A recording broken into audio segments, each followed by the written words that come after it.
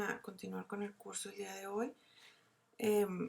Vimos ya en las clases pasadas, sobre todo en la clase pasada, cómo es que la bacteria tiene que crecer y para eso requiere nutrientes. Esos nutrientes pues van a proporcionarle los recursos para que la bacteria pueda metabolizarlos y pueda generar energía que le permitan crecer. Creo que eso ya ha quedado muy claro. Ahora, cuando nosotros estábamos viendo toda esta parte del metabolismo, vimos un punto muy importante en relación a que no nada más necesita nutrientes la bacteria para crecer, sino también necesita que las condiciones medioambientales sean las adecuadas para que todas sus enzimas, todas sus biomoléculas tengan una estructura tridimensional correcta y que puedan efectuarse las reacciones que se requieren, las reacciones químicas que se requieren para que se pueda dar el metabolismo. Uno de esos factores medioambientales que es muy importante en el crecimiento de una bacteria es la temperatura. Entonces, fíjense bien, cada microorganismo va a tener una temperatura mínima, una temperatura óptima y una temperatura máxima. Es igual que como nosotros, hay personas que aguantan más alta la temperatura o que en temperaturas bajas ni tienen frío. Lo mismo pasa con las bacterias. Ahora, dependiendo de la temperatura, va a ser la velocidad de crecimiento de la bacteria. A estas temperaturas mínima, óptima y máxima le vamos a llamar temperaturas cardinales. Fíjense bien, y esto es lo mismo en cada bacteria. Si nosotros graficamos la velocidad de crecimiento de una bacteria con respecto a su temperatura, cuando la bacteria está en presencia de una temperatura muy baja, ¿sí? Su metabolismo va a ser muy lento. Entonces no hay crecimiento. El crecimiento se empieza a dar una vez que la temperatura empieza a aumentar. Cuando la temperatura empieza a aumentar, entonces las reacciones enzimáticas se empiezan a dar hasta que llega a una temperatura óptima o ideal, donde todas las enzimas, todas las proteínas tienen una estructura tridimensional correcta y las reacciones químicas se dan de manera favorable. Aquí es donde más se crece. Si la temperatura sigue aumentando, estas enzimas empiezan a perder su estructura tridimensional y empiezan a desnaturalizarse. Y entonces aquí ya no empieza a crecer, ya no sigue creciendo la bacteria. ¿Por qué? Porque ocurre lo que llamamos lisis térmica, es decir, la bacteria termina desnaturalizando todo, desnaturalizando sus proteínas, desnaturalizando su membrana, su DNA, y esto provoca entonces la muerte. Entonces recuerden, cada bacteria va a tener una temperatura mínima, una temperatura óptima y una temperatura máxima.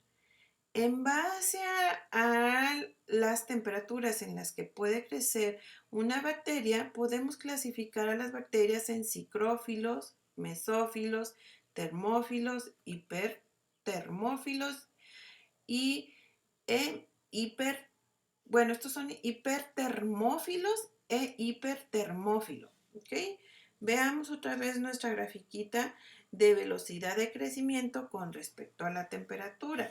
Fíjense bien, aquí estamos poniendo temperaturas que van desde los 0 grados centígrados hasta 120 grados centígrados. Recordemos a qué temperatura ebulle el agua. El agua ebulle a 100 grados centígrados en esta región, más o menos. Ok, entonces hay bacterias que pueden crecer en temperaturas muy bajas, ¿sí? Desde antes de los ceros menos 0 grados centígrados hasta pasando los 10 grados centígrados. A las bacterias que crecen en estas temperaturas les vamos a llamar psicrófilos. Y aquí la temperatura óptima es a 4 grados centígrados.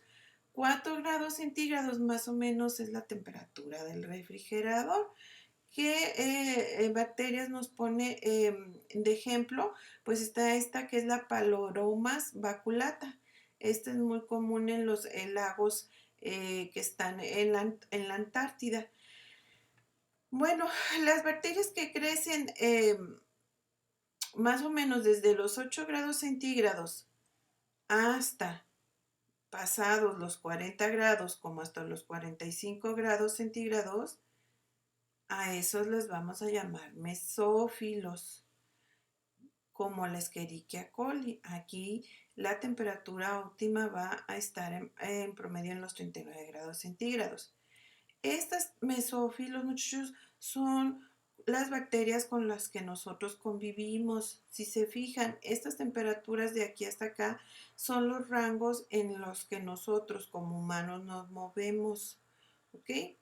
Entonces, a los mesófilos los encontramos en todos lados. ¿Ok? Luego, los termófilos, como el Geobacillus esterotermófilos, esos crecen a partir de 40 grados. Su temperatura óptima es de 60 a los 60 grados y llegando casi a los 70 grados centígrados es la temperatura máxima. Aquí se muere. Okay, los hipertermófilos van a crecer en un rango entre 60 y poquito antes de los 100 grados centígrados, siendo la temperatura óptima 88 grados. El ejemplo que nos pone aquí es el Thermococcus celer. Hipertermófilos, estos van a estar desde los 90 hasta pasados los 110 grados centígrados. La temperatura óptima es de 106 grados. Ahora, fíjense bien, esta temperatura, o sea que fíjense que por ejemplo, crece en las aguas,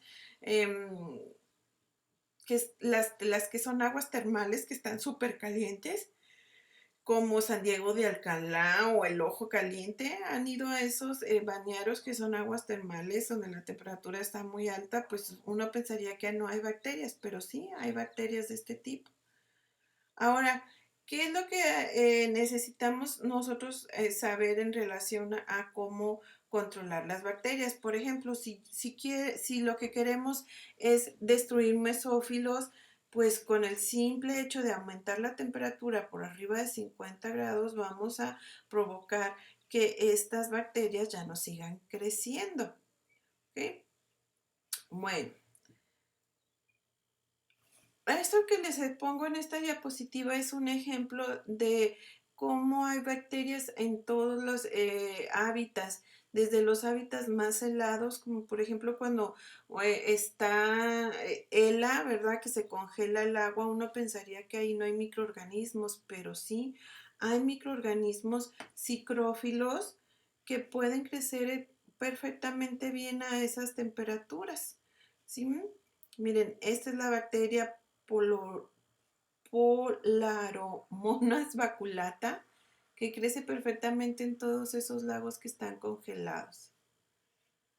Vean, aquí es en la nieve. Miren, este es un pedacito de agua congelada, ¿ok? Y aquí estamos viendo un pedacito de nieve y uno pensaría que no, que está tan helado, no va a haber ahí ningún microorganismo. Claro que sí. Ahí está la Chlamydomonas nivalis, ¿ok? Lo mismo en ambientes muy calientes, ¿no? Estos son aguas termales y vean, si tomamos de ahí una muestra y la vemos en el microscopio, claro que hay microorganismos, ¿ok? Bueno, además de la temperatura, hay otros factores ambientales que afectan el crecimiento microbiano y estos van a ser el pH y el oxígeno, ¿ok? El pH, el oxígeno y también la cantidad de sal que hay que esté en el medio ambiente. Vamos a empezar con el pH. El pH, recuerden que es la concentración de hidrógenos que hay en el medio ambiente. o en una muestra, por así decirlo. El pH nos puede clasificar al medio ambiente en dos tipos, acidófilos o en alcalófilos. Si el pH está por abajo del 7, a eso le vamos a llamar acidófilos, es decir, vamos a decir que es un ambiente muy ácido, como por ejemplo el vinagre, eh, todos los suelos, las aguas volcánicas, los fluidos gástricos, el zumo de un limón, todo esto son cosas que son muy ácidas. Si el pH está por arriba de 7, a eso le vamos a llamar alcalófilos. Y aquí decimos que el medio ambiente está muy básico, como por ejemplo las soluciones jabonosas, el amoníaco, los lagos muy salados. Ahora, entonces, dependiendo de dónde estén las bacterias creciendo, las podemos clasificar en acidófilas, si están en ambientes muy ácidos, o alcalófilos, si están en ambientes muy básicos. Independientemente de dónde estén las bacterias creciendo, en qué medios ambientes se estén desarrollando, en el interior de la bacteria, en su citosol, siempre va a tender a estar en un pH de 7, es decir, en un pH neutro. Entonces, si estas bacterias crecen en medios ambientes neutros, ¿sí? Les vamos a llamar neutrófilos, como las Escherichia coli. Les decía yo, si crecen por debajo del 7, por debajo de 5.5, a estos bacterias les vamos a denominar acidófilas. Por ejemplo, Rhodophylla globiformis crece en un medio ambiente de 5, con un pH de 5. Acidotiobacillus ferroscindans en un pH de 3. Ficrophilus oshimae en un pH de 1. Si crecen por arriba de la neutralidad, ¿sí? En un pH de 8 o superior, les vamos a llamar alcalófilos, como Chlorophexus aurantiacus, que crece en un pH de 8, Bacillus firmus en un pH de 9 y Nanotrobacterium gregorgii en un pH de 10. Ahora, ¿para qué nos sirve saber estas cosas?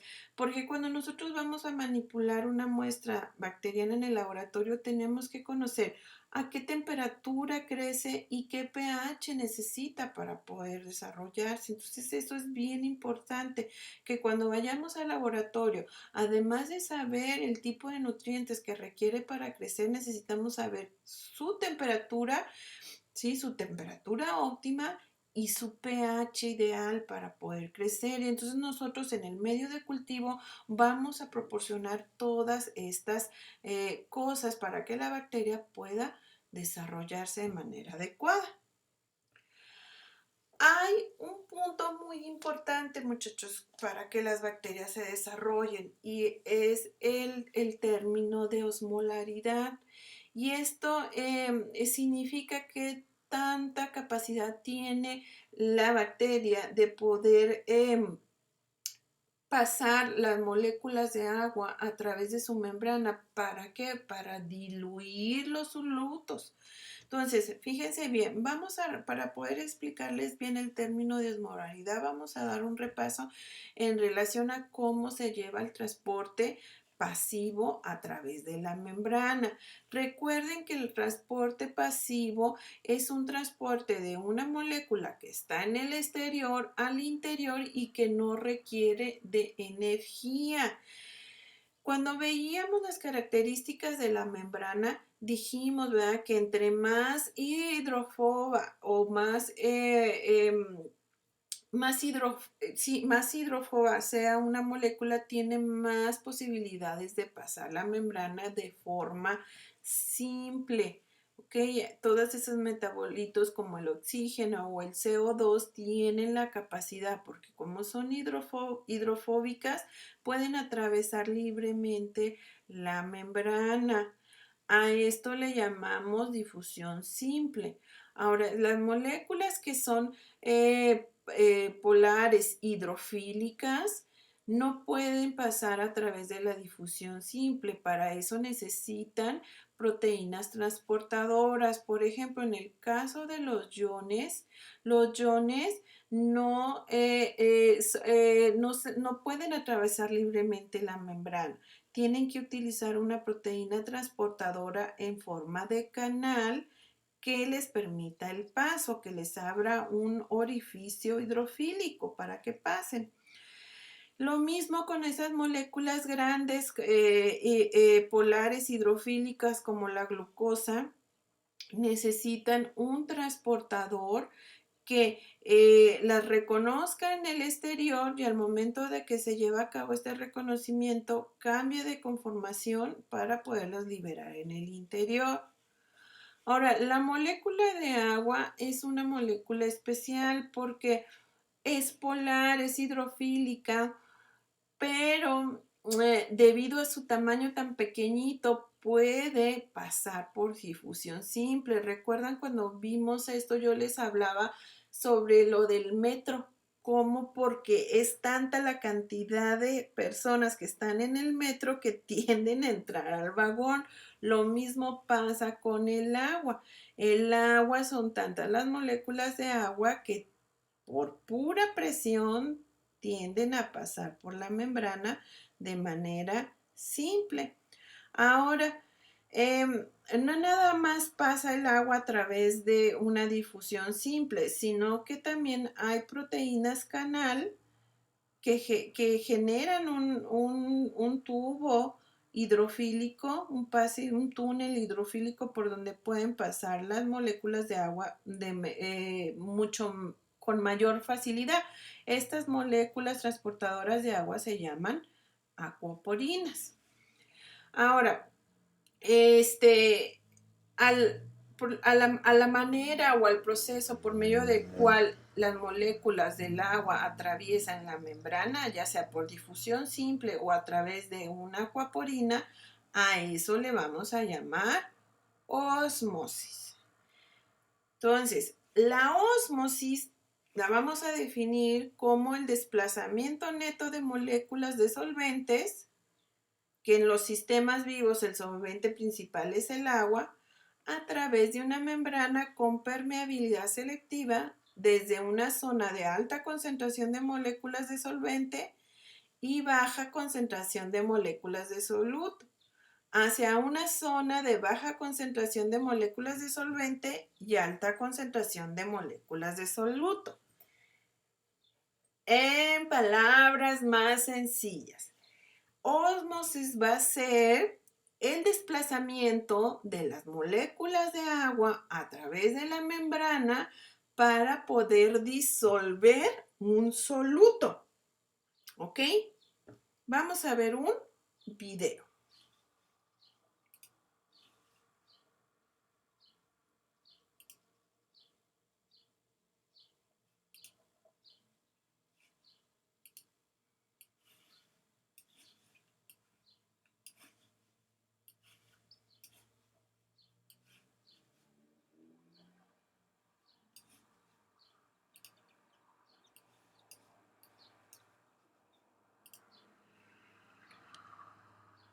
Visualización, tamaño real. Estoy buscando verlo en toda la pantalla, pero ver en pantalla completa. Aquí está. Ok, fíjense bien.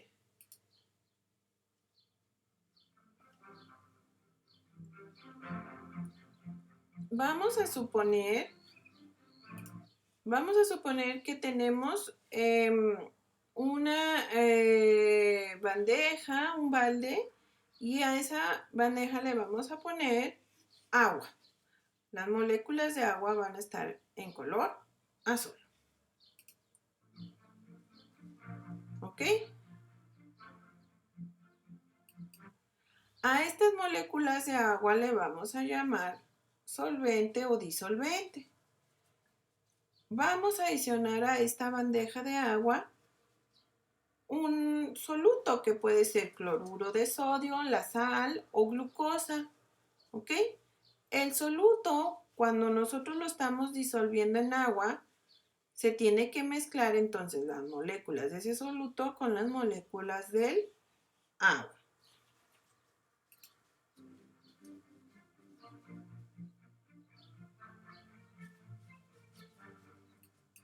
Y a este proceso de que las moléculas del soluto se mezclen con las moléculas de agua, a eso le llamamos difusión. ¿Ok? Entonces se desplazan en toda la cubeta.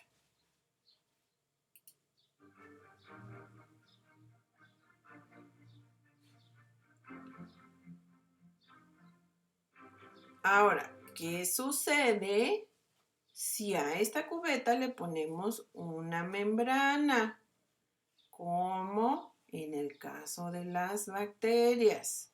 ¿Sí? Si ponemos una membranita, ¿verdad? Que tiene orificios como si fueran proteínas canal, ¿cómo va a ser esa difusión del soluto y del solvente?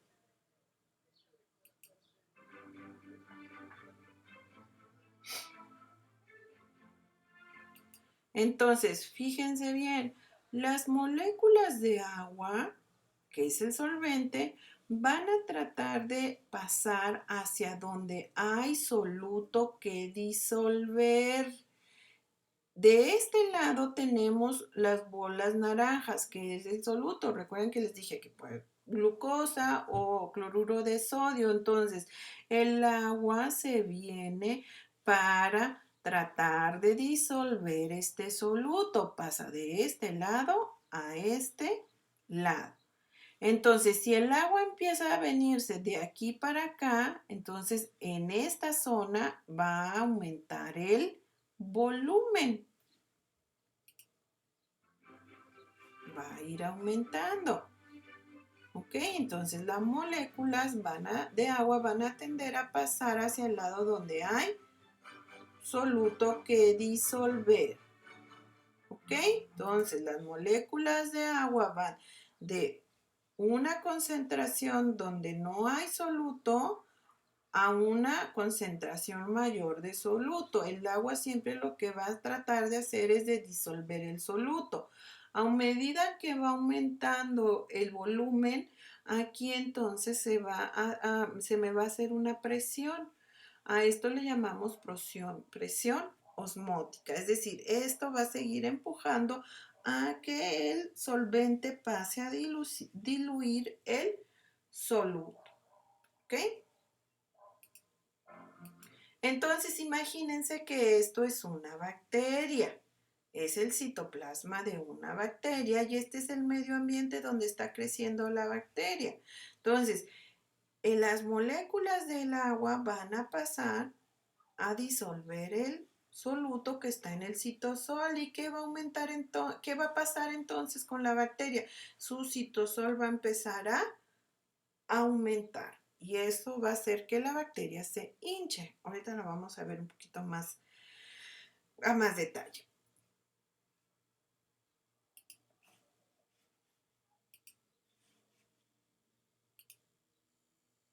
Entonces, eso es la ósmosis. Entonces, lo ideal es que las bacterias crezcan en un medio ambiente que sea isotónico, es decir, que haya la misma cantidad de soluto en el medio ambiente como en el interior de la bacteria. ¿Para qué? Para que de esta manera las moléculas de agua estén en equilibrio tanto afuera como adentro de la bacteria. ¿Qué sucede si hay más moléculas que disolver en el citosol? Sucede lo que les decía ahorita, las moléculas del agua entonces del medio ambiente o del medio de cultivo van a tender a pasar hacia el interior del citosol y esto que va a provocar que se hinchen. Y a eso, si estamos en este medio ambiente, eso le vamos a llamar una solución hipotónica, como de hipopote, para que no se les olvide, va a hincharse y entonces eso puede provocar que esté tan hinchado el citosol que se truenen. Entonces nos puede ocasionar una lisis bacteriana. Puede ocurrir también lo contrario, que haya muy poquito soluto en el citosol de la bacteria, en el citoplasma, y haya mucho soluto en el medio ambiente. Y entonces, ¿qué es lo que sucede? Que el agua que está en el citosol tiende a salir de la bacteria para diluir el soluto que está en el medio ambiente. A esto le llamamos una solución hipertónica. ¿Y aquí qué sucede? Pues las bacterias simplemente se chupan, ¿verdad? Se secan, se hagan de cuenta que pasa, sucede lo que conocemos como una deshidratación, como las uvas pasas, así se chupan. Bueno, ahora, cuando nosotros estamos preparando los medios, tenemos que tener mucho cuidado en las cantidades de solutos que vamos a tener en el medio ambiente. Una buena solución isotónica es aquella que tiene un porcentaje de cloruro de sodio de 0.85%. Y aquí entonces las bacterias están en equilibrio en relación a sus moléculas de agua. Cuando subimos la concentración de sal, lo volvemos una solución hipertónica. ¿Qué quiere decir? Que va a haber más sal afuera que adentro. Entonces, el agua del citosol tiende a salir y entonces se nos seca, se nos deshidrata la bacteria. Entonces, dependiendo de la cantidad de sal en la que viven las bacterias, podemos clasificarlos en no halófilos, las que crecen en cantidades muy pequeñas de cloruro de sodio, como del 1 o menos por ciento de sodio, como estas, ¿sí? Halotolerantes, que van desde el 0 al 10% de cloruro de sodio, como Staphylococcus aureus. Halófilos, como el Alivibrio fischeri, que va de 0 a como 13% de cloruro de sodio, y los halófilos extremos, que estos son los que viven en ambientes muy salados, desde el 10 al 20% de cloruro de sodio. Bueno, otra condición ambiental que requieren las bacterias para poder crecer es el oxígeno. Y nosotros cuando veíamos la respiración, ¿sí? Vimos la importancia del oxígeno, sobre todo en las bacterias que son aerobias. Recuerden que en esas bacterias que respiran de forma aerobia, pues requieren el oxígeno para que sea el último sector de los electrones después del transporte de los electrones. Y en base a eso, entonces, podemos clasificar a las bacterias dependiendo de cómo utilizan el oxígeno. Por ejemplo, si es una bacteria que requiere forzosamente el oxígeno, a esa bacteria le vamos a llamar aerobia estricta. ¿Por qué lo requiere? Pues porque lo requiere que esté captando esos electrones y entonces estas bacterias que son aerobia estrictas van a tener una respiración de tipo aerobia, ¿ok? Como el Micrococcus luteus, que eso lo encontramos desde la piel y el polvo. Hay bacterias donde el oxígeno no es necesario, pero crecen mejor en presencia de él. A eso les vamos a llamar aerobios facultativos. ¿Qué quiere decir? Que tienen la respiración aerobia y anaerobia y pueden fermentar, pero ¿dónde van a crecer mejor? En presencia de oxígeno. Entonces, la vía de respiración que mejor se les da va a ser la respiración aerobia, pero si no hay oxígeno no hay problema. Activan la respiración anaerobia o pueden fermentar, como la E. coli. Ya sea, la E. coli la tenemos en todos lados, ¿no? Principalmente en el intestino grueso. Luego están las bacterias que son aerobias microaerofílicas, que estas bacterias necesitan el oxígeno, pero lo requieren en una concentración menor a la atmosférica. tienen una respiración aerobia como el Spirillum volutans, que está en los lagos. Ahora, hay bacterias que no requieren oxígeno y si no hay oxígeno, recuerden que puede ser una respiración anaerobia o bien una fermentación. Los bacterios anaerobios que son aerotolerantes no necesitan el oxígeno y no crecen mejor con oxígeno. Entonces, estos definitivamente no utilizan el oxígeno y entonces utilizan la fermentación, como el Streptococcus pyogenes, que este está en las vías respiratorias altas. Hay unos que de plano, o sea, ni siquiera tantito oxígeno porque esto es dañino o letal. Y estos anaerobios estrictos pues o fermentan o respiran de forma anaerobia, como el Metanobacterius formicicum, que los encontramos en lodos o sedimentos. ¿Ok? Bueno, entonces, fíjense bien, si nosotros ponemos este tipo de bacterias en tubitos, podemos nosotros observar cómo es el crecimiento.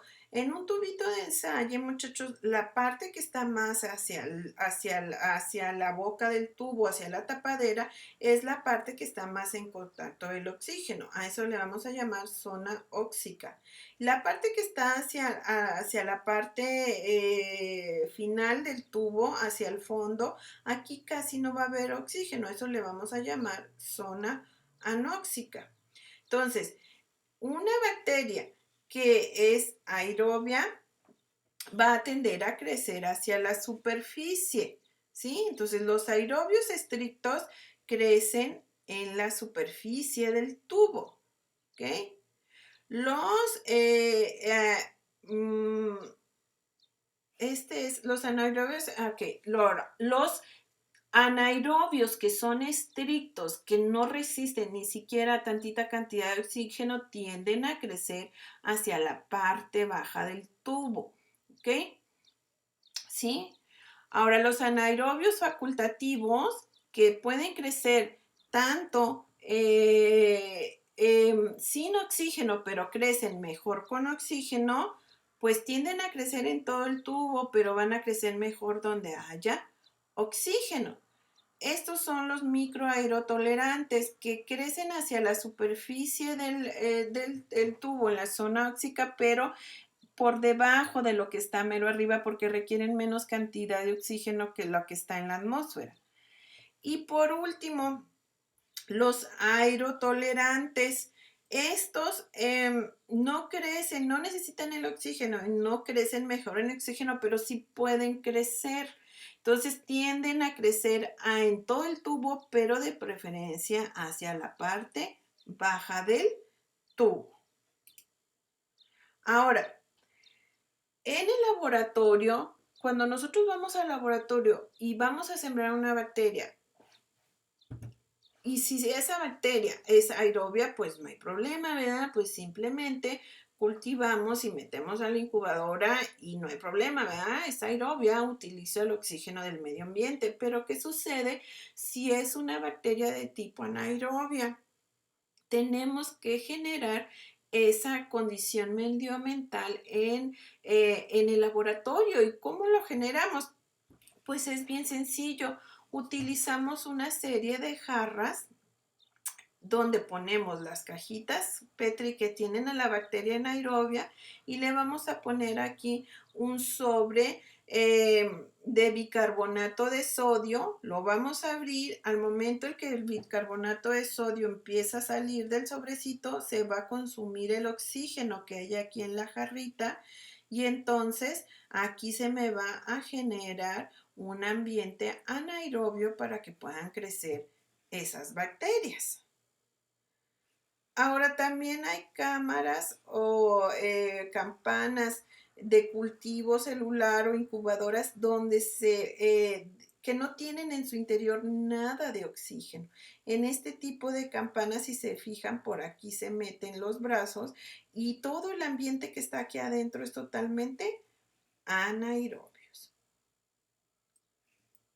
Bueno, ¿por qué para esas bacterias anaerobias y dijimos que eran anaerobios aerotolerantes y anaerobios estrictos? ¿Por qué para estas bacterias el oxígeno es tóxico? Bueno, el oxígeno en sí, como molécula, no es tóxico, pero acuérdense que el oxígeno puede reducirse y entonces al momento en que se empieza a reducir genera productos que sí son tóxicos y esos productos tóxicos sí dañan o matan a las células. Entonces, si el oxígeno solito se reduce y pierde un electrón, a eso le vamos a llamar superóxido. Si pierde un electrón y se mezcla con el oxígeno, se me va a generar agua oxigenada, H2O2, a eso le llamamos peróxido de hidrógeno. Si ese peróxido de hidrógeno se vuelve a reducir, nos genera un radical oxidilo. Y ese radical oxidilo únicamente se va a neutralizar mezclándose con el hidrógeno formando agua. A estos de aquí, al superóxido, al peróxido de hidrógeno y al radical oxidilo, son a los que les llamamos radicales libres. Entonces, las bacterias tienen toda una serie de enzimas que neutralizan a estas moléculas. Cuando en las bacterias empiezan a acumularse estas moléculas, estos radicales libres, las bacterias activan un sistema de defensa contra estos radicales libres. Y, por ejemplo, si lo que empieza a observarse que se empieza a acumular en el citosol es peróxido de hidrógeno, la bacteria activa su enzima catalasa y lo que ocasiona es que esta enzima va a neutralizar el peróxido formando agua.